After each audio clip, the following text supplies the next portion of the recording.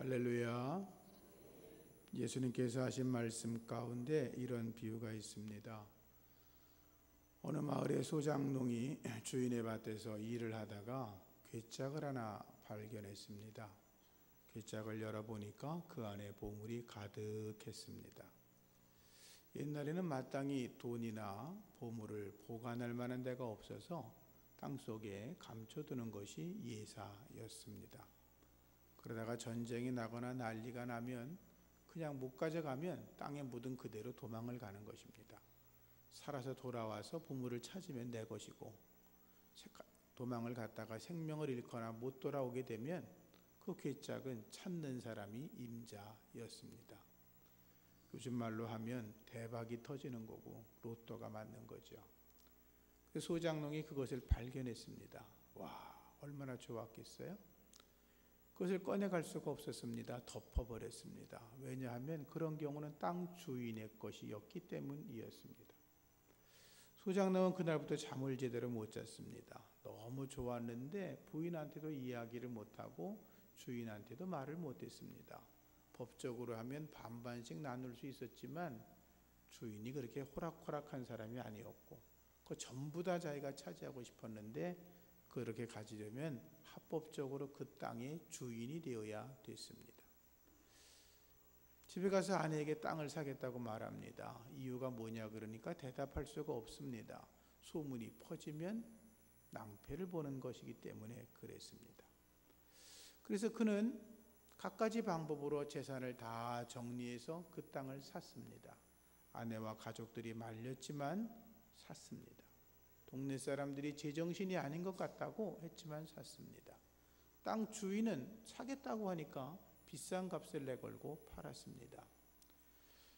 사람들은 전부 다 저 인간 저거 제정신이 아니야, 저렇게 별로 좋지도 않은 밭을 저렇게 많은 돈을 주고 샀으니 얼마 안 가면 망할 거야, 다 그렇게 말을 했지만 소장농은 속으로 이렇게 말했습니다. 니들이 내 마음을 알아? 내 속에 있는 비밀을 알아? 며칠만 지나봐, 내가 아주 떵떵거리며 살 수 있어, 이렇게 생각을 했을 겁니다. 소장농이 그 보화를 찾고 나서 얼마나 크게 기뻐했겠습니까? 여러분, 예수 믿는 기쁨이 그렇게 커야 될 줄로 믿습니다. 보물 상자는 복음을 말합니다. 예수 그리스도를 말하는 것입니다.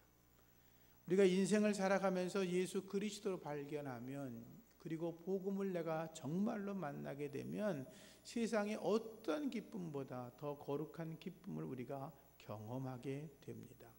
그런 경험이 있으셨으면 아멘.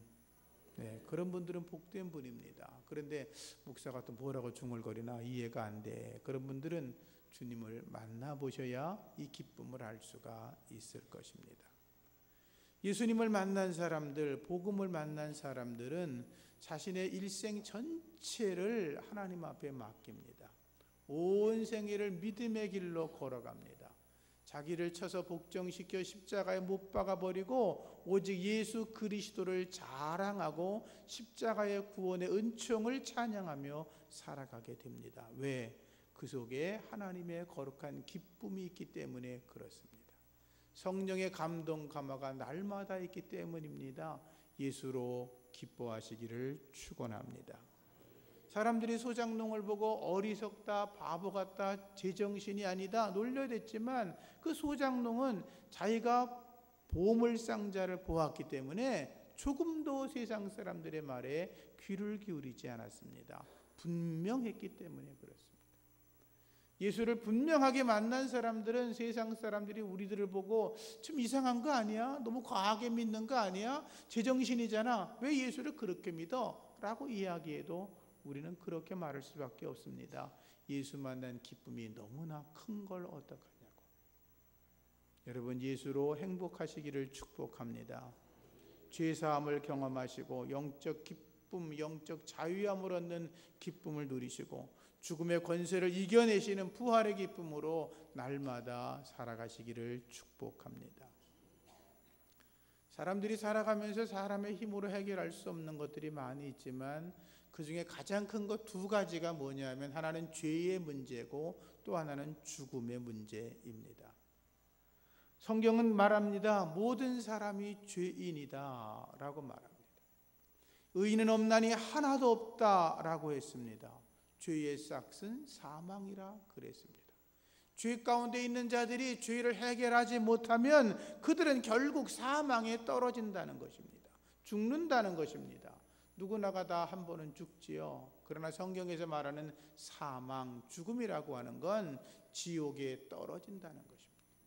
영원한 지옥불에 떨어져서 영원토록 고통당한다라고 하는 것이죠. 지옥에 떨어지는 분이 하나도 없기를 주의 이름으로 축복합니다. 예수님께서 이렇게 말씀하셨습니다. PPT 자료 잠깐 띄워주실래요? 말씀을. 여기 말씀 우리 같이 읽겠습니다. 만일 네 손이 너를 범죄하게 하거든 찍어버려라. 장애인으로 영생에 들어가는 것이 두 손을 가지고 지옥 곧 꺼지지 않는 불에 들어가는 것보다 나으니라. 만일 네 발이 너를 범죄하게 하거든 찍어버리라. 다리 저는 자로 영생에 들어가는 것이 두 발을 가지고 지옥에 던져지는 것보다 나으니라. 만일 네 눈이 너를 범죄하게 하거든 빼버리라. 한 눈으로 하나님의 나라에 들어가는 것이 두 눈을 가지고 지옥에 던져지는 것보다 나으니라. 거기서는 구더기도 죽지 않고 불도 꺼지지 아니하느니라. 사람마다 불로써 소금 찌듯함을 받으리라. 아멘. 예수님께서 말씀하신 것인데요, 이 말씀 속에 분명히 지옥에 들어간다는 말이 들어있습니다. 우리가 손과 발과 눈이 죄를 범하면 손을 잘라버리고 다리를 잘라버리고 눈을 뽑아버리고라도 지옥에 가지 말고 우리가 천국에 들어가야 되겠다 그 말이죠. 물론 다리를 자르고 손발 자를 사람 아무도 없겠지만 그 말은 뭐예요? 죄악이 그만큼 무섭다는 거예요. 지옥에 들어가는 게 그렇게 엄청난 고통이라는 거예요. 예수의 이름으로 죄 용서함 받고 하나님의 나라 천국에 입성하시기를 주님의 이름으로 축복합니다. 우리의 죄의 문제를 해결하는 건 딱 한 가지, 예수 믿는 것뿐입니다. 그래서 예수님이 십자가에 달려 죽으신 것입니다. 그분이 흘리신 보혈의 은총 때문에 그 예수의 보혈의 의미를 믿는 자마다 구원함을 얻은 줄로 믿습니다. 죄를 용서하기 위하여 주님이 십자가 달려 죽으셨고 그 예수님을 믿는 자들에게만 하나님께서 영원한 생명을 우리에게 허락하셨던 것입니다. 그래서 예수님은 세상 죄를 지고 가는 하나님의 어린 양이라고 했고 십자가 달리신 예수님은 다 이루었다라고 구원을 선언하셨던 것입니다. 영접하는 자, 곧 그 이름을 믿는 자들에게는 하나님의 자녀가 되는 권세를 주신다고 했으니 아직도 예수님 영접하지 아니하신 분들은 이 자리에서 예수님 영접하시기를 주의 이름으로 축복합니다. 어떤 사람은 그렇게 말합니다. 목사님, 나는요 하늘을 우러러 한 점 부끄러움이 없습니다. 저 이런 사람 여러 명 만나봤습니다. 제가 속으로 웃기고 있네 그랬습니다. 하늘을 우러러 한 점 부끄러움 있는 사람이 어디 있습니까? 다 부끄럽지요. 자기가 자기를 쳐다보면 깨끗할지 모르지만 하나님 앞에서 부끄럽지 않은 자가 어디 있겠어요? 성경은 말합니다. 만일 우리가 죄가 없다고 말하면 스스로 속이고 또 진리가 우리 속에 있지 않는 것이다 라고 했습니다. 만일 우리가 범죄하지 않았습니다 라고 말한다면 하나님을 거짓말하는 자로 만든다고 그렇게 말씀하고 있습니다. 세상에 많은 책들과 경전이 있습니다. 근데 그 경전들의 내용들이 거의 모든 부분들은 윤리와 도덕을 이야기하는 것입니다. 착하게 살아라, 바르게 살아라, 부모에게 효도해라, 이웃들에게 이렇게 해라. 얼마나 좋은 말씀이에요. 어떻게 보면 성경하고 똑같은 것 같아, 어떤 부분들을 보면. 그런데 여러분, 성경이 뭐가 다릅니까? 성경은 우리에게 분명하게 말하는 건 뭐냐 하면 성경은 죄의 문제를 지적하고 있어요. 창세기부터 계시록까지의 모든 내용들은 우리 인간이 죄인이고 그 죄를 해결하기 위하여 예수님이 오셨고 예수를 믿는 자마다 죄 용서함 받고 구원받은 하나님의 자녀가 된다는 거예요. 악한 마귀의 굴레받은 죄에서 벗어나 하나님의 자녀로 나아가시기를 주님의 이름으로 축복합니다. 하나님의 자녀가 된 백성들은 다시는 죄의 노예의 멍에를 짓지 말고 오직 하나님이 예비하신 성령의 능력으로 날마다 죄와 세상과 마귀와 싸워 이기라고, 성결하게 살아가라고 우리에게 말씀하고 있는 것입니다. 예수 안에서 구원받은 여러분들, 우리는 새로운 피조물인 줄로 믿습니다. 그것을 부활 신앙으로 살아간다라고 말합니다. 부활의 신앙으로 살아가는 여러분들 되시기를 축복합니다. 그래서 죄의 문제, 죽음의 문제를 해결한 이 기독교를 가리켜 뭐라고 이야기하냐면 구원의 종교다, 부활의 종교다, 생명의 종교라고 말하고 있는 것입니다. 우리가 오늘 분명히 하나 깨달을 것이 있는데 그게 뭐냐 하면 우리는 다 죽습니다. 그런데 죽음 뒤에 누구나가 다 부활한다는 것입니다. 어떤 사람은 부활하고 어떤 사람은 부활을 안 하고, 그게 아니라 모두 다 부활한다는 것입니다. 부활에는 두 가지가 있습니다. 하나는 생명의 부활, 하나는 심판의 부활입니다. 예수님께서는 본문에 뭐라고 말씀하십니까? 무덤 속에 있는 자가 다 그의 음성을 들을 때가 오나니 선한 일을 행한 자는 생명의 부활로, 악한 일을 행한 자는 심판의 부활로 나간다고 말씀하셨습니다. 생명의 부활에 참여하시기를 축원합니다. 여기서 선한 일을 행했다, 이 말은 착하고 올바르고 의롭다, 물론 그런 뜻이 있습니다. 그러나 여기에 선한 일이라고 하는 건 예수 그리스도를 믿어 죄에서 용서함 받고 성령의 능력을 받아 하나님의 뜻 안에서 언제나 소금과 빛으로 살아가려고 노력하는 모습을 이야기하는 것입니다. 여기 말씀 속에 악한 일이라고 하는 건 사악한 일을 말하는 건데, 하나님이 없다고 말하면서 자기 인생대로, 자기 뜻대로, 자기 생각대로, 제멋대로 살아가는 인간들을 악한 길이라고 이야기하는 것입니다. 선한 일로 나아가는 자, 예수 안에서 성령의 은총으로 함께 살아가는 자들이 생명의 부활로 나아가는 줄로 믿으시고 부활이요 생명이신 주님과 하나 되어 살아가시기를 주의 이름으로 축복합니다. 생명의 부활에 참여하는 자는 첫 번째 부활에 참여한다, 이렇게 성경이 가르칩니다. 두 번째 부활은 뭘 말하냐면 사망의 부활, 심판의 부활에 참여하는 자를 말하는데, 첫 번째 부활에 참여하는 자는 계시록 20장 6절 보면 그들은 첫 번째 복이 있다 그랬어요. 왜? 영원한 하나님의 나라 천국에 들어가니까. 두 번째, 그들은 하나님과 그리스도와 함께 제사장이 된다라고 가르쳤어요. 세 번째는 1000년 동안 그리스도와 함께 왕노릇한다 그랬어요. 천년왕국에서 왕노릇한다 그 말이죠. 누가? 첫째 부활에 참여한 자들이. 계시록 20장 11절 말씀 보면 예수 이름으로 죄 용서받고 구원받은 백성들의 이름은 생명책에 기록되어 있다라고 되어 있어요. 그런데 예수를 믿지 않고 죄 용서 받지 못한 자들은 자기 행위가 기록된 행위책에 기록되어 있다고 말씀하고 있지요. 생명책에 여러분들의 이름이 기록되고 영원한 하나님의 나라 소유하시고 생명의 부활, 첫째 부활에 참여하시기를 주의 이름으로 축원합니다. 두 번째로 부활할 때 우리가 부활의 몸을 입습니다. 오늘 새벽 예배 때도 오울영 목사님이 이 말씀들을 쭉 하셨는데, 여러분, 부활의 몸은 썩지 않는 몸입니다. 이 땅에서 우리의 몸은 썩지만 부활의 몸은 영원토록 썩지 않는 신령한 몸인 줄로 믿으시기 바랍니다. 부활의 몸은 살과 뼈가 있습니다. 영혼이 아닙니다. 지금 육체도 아닙니다. 우리가 알 수 없는 부활의 신비한 몸을 입고 영원한 하나님의 나라에 들어가게 될 것입니다. 세 번째, 신령한 몸을 입는다 그랬습니다.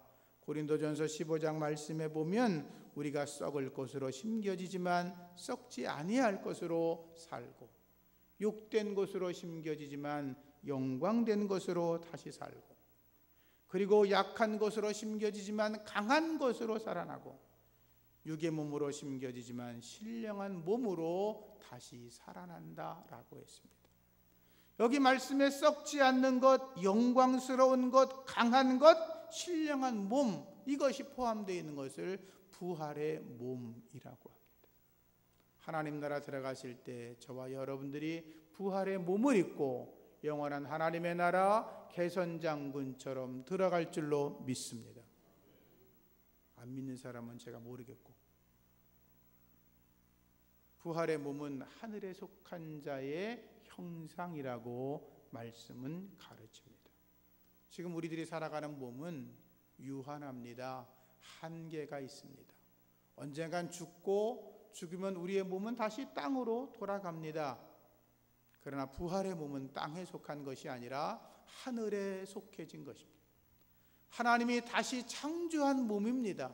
그 부활의 몸은 썩지 않고 영원한 것입니다. 그래서 우리가 천국에 올라가면 영생복락 누린다라고 그렇게 이야기하는 것입니다. 이 땅에 살면서 힘들고 어려울지라도 예수 믿는 거 포기하지 마십시오. 때로 주님을 쫓아가다가 내가 지는 십자가 너무 힘들다고 나 이제 그만 믿을 거야, 나 안 믿을 거야, 목사놈이 이런저런 소리해서 안 믿을 거야, 그러지 마시고 오직 예수님 바라보시고 천국 갈 때까지 승리하시기를 주의 이름으로 축복합니다. 하늘에 속한 자의 형상, 부활의 몸을 입게 될 것입니다. 우리는 부활에 참여하는 신앙으로 살아가야 합니다. 어떤 사람들은 어떻게 죽은 자가 다시 살아나냐고 이야기하지만, 교회가 지금까지 유지할 수 있었던 것은 2000년 동안 교회는 오직 십자가와 부활을 증거하는데도 교회가 존재했다는 것입니다. 교회가 존재하는 것만으로도 부활은 완전하다고 하는 것입니다. 수많은 학자들이 예수의 부활을 부정하고 아니라고 말하고 거짓말이라고 이야기했지만, 여전히 성경은, 그리고 수많은 더 많은 사람들이 예수의 십자가 부활은 역사적인 사건이고 분명히 있었던 사건이라고 그렇게 말씀하고 있습니다. 제가 늘 이야기하지만, 예수님의 부활이 거짓말이었다면 예수님의 제자들이 다 순교당했는데 거짓말 때문에 죽겠습니까? 목을 잘라 죽이겠다, 내 사지를 잘라버릴 거야, 너 십자가 매달려 죽여버릴 거야, 그렇다면 누군가가 그랬겠죠. 한 사람이라도. 예수님 부활한 거 가짜예요, 우리끼리 짜고 친 고스톱이었어요, 살려주세요, 그럴 수 있었겠죠. 그러나 모든 제자들은 주님의 부활을 눈으로 봤기 때문에 죽어도 다시 살고, 죽어도 내가 부활하게 되고, 내가 예수 이름 때문에 죽으면 영광이라고 생각을 하고 그들이 순교의 잔을 마시고 하나님의 나라 영원한 천국에 들어간 줄로 믿습니다. 부활은 생명입니다. 그런 부활의 신앙을 갖고 살아가시기를 주의 이름으로 축복합니다. 그래서 우리가 주일 아침 예배를 드리는 것입니다. 이날은 주님이 부활하신 날입니다. 안식 후 첫날 새벽 이른 아침에 주님이 부활하셨기 때문에 그 부활을 찬양하고 부활을 높여드리고 그 부활이 영광스러운 것입니다. 부활 때문에 우리가 예수를 믿습니다. 고백하며 이 자리에 모이는 것이 주일 예배인 것입니다. 그래서 주일은 우리가 날마다 새롭게 부활하는 심령을 가지고 주님을 예배하는 자들에게 하나님의 은혜와 평강이 더 넘치게 되는 것입니다. 부활의 신앙을 갖고 있는 여러분들, 주님을 더 사랑할 수 있기를 부탁합니다. 예수 믿는 것은요, 잠깐 믿는 게 아니에요. 몇 년 누구랑 살아보다가 마음에 안 드니까 성격 차이 때문에 이혼에 갈라서 그러는 게 아니에요. 예수를 내가 몇 년 믿으려 교회 다녀봤더니 이거 아니네, 그만둬, 이게 아니에요.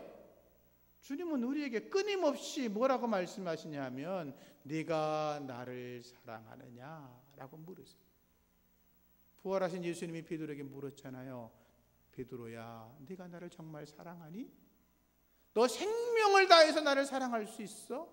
네 목이 잘려도, 내가 십자가 거꾸로 매달려도 나를 사랑할 수 있어? 이렇게 물어본 것이었거든요.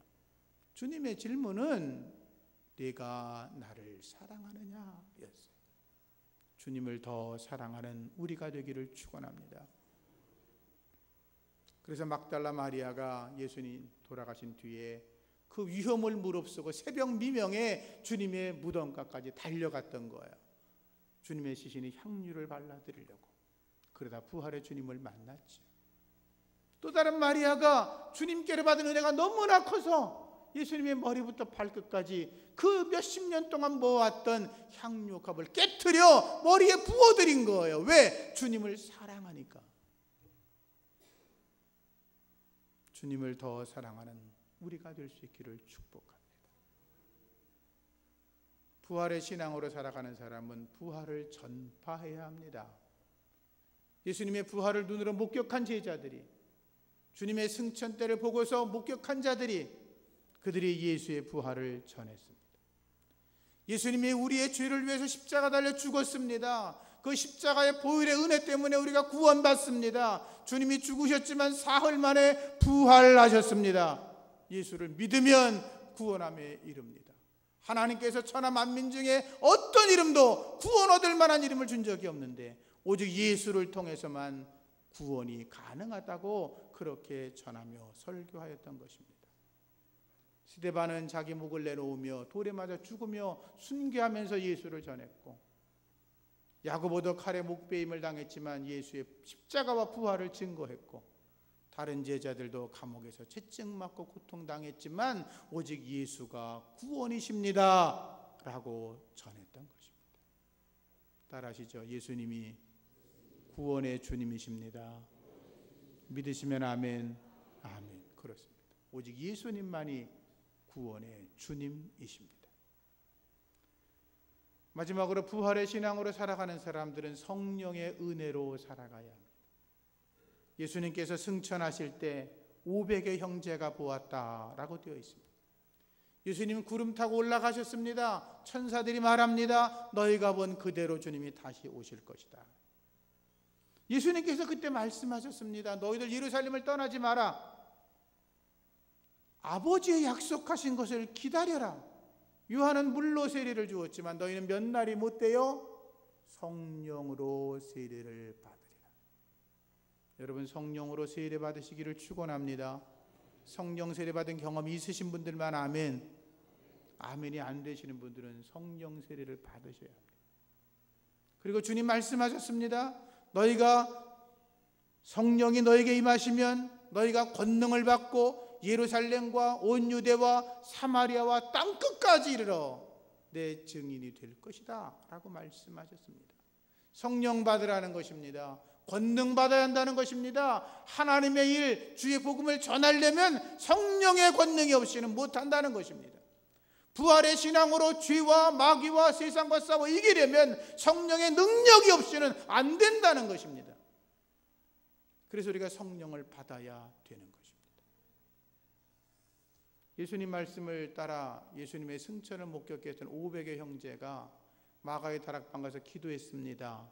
열흘이 지나는 동안 380명이 무슨 일인지 모르지만 다 떨어져 나가고 마지막 120여 명이 남았다가 그날 바람 같은 성령, 불 같은 성령을 체험하게 되었습니다.